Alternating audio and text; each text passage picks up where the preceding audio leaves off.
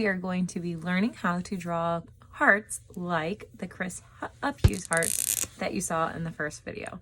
I am using a whiteboard just to show you guys some practice, and you guys can use a scrap paper to help plan, or you can go ahead and get started.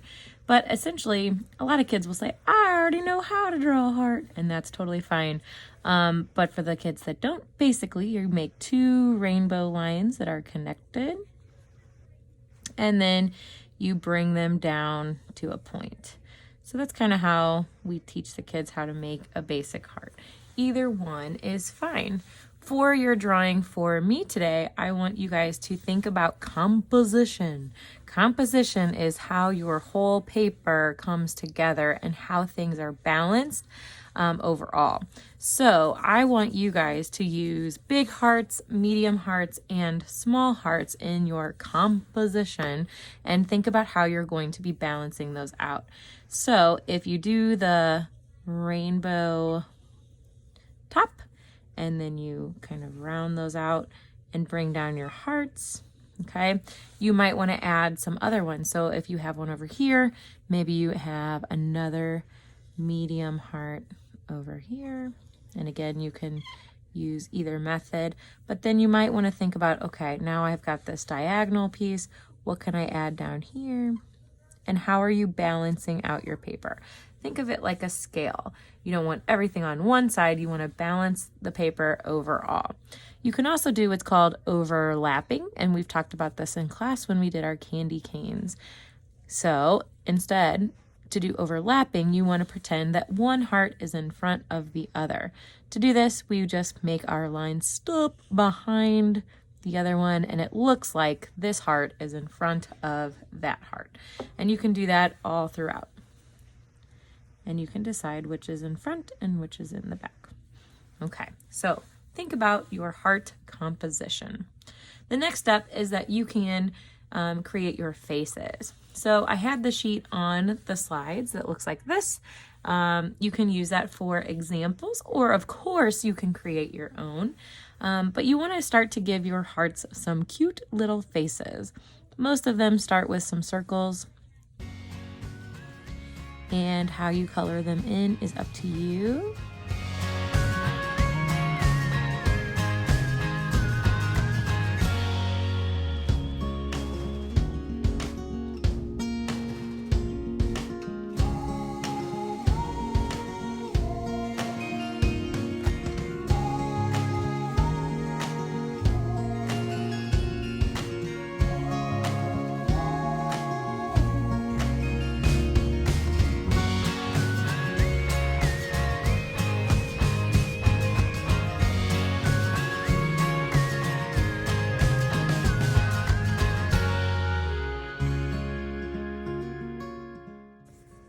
Once you have finished your drawing on paper, the goal is to outline it with a Sharpie marker.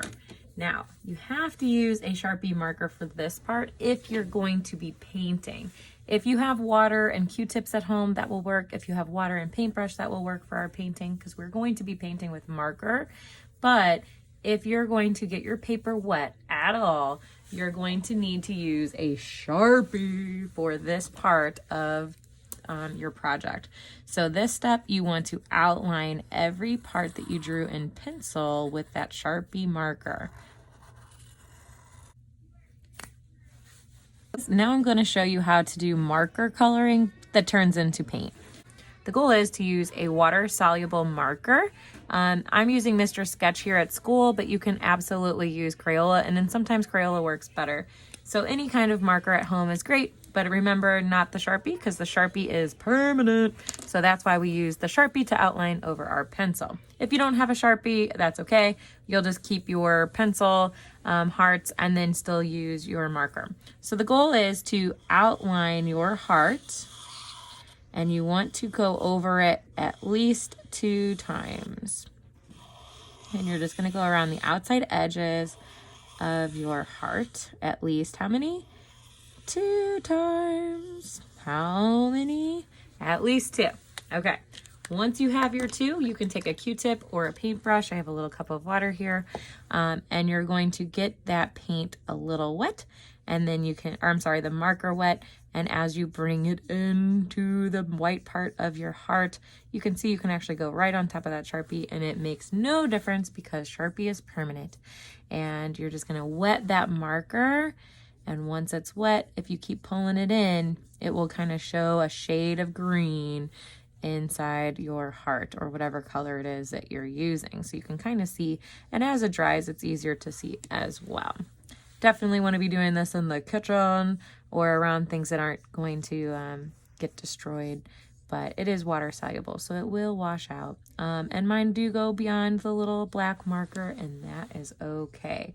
Another fun thing to do is if you wanted to do rainbows in between your colors, you can do that as well. And you can also test, like you could connect your hearts and test what markers work best for this method by making lots of layers and then taking that paintbrush or even a Q-tip, and then when you get it wet, pulling that color down, and it creates a paint so you can paint at home. Very, very fun. I hope you guys enjoy. I hope you are all healthy, happy, and well, and enjoy your heart making this week. I can't wait to see some cool pics. All right, send me lots of humorous hearts, guys. I love y'all. Talk to you later. Bye.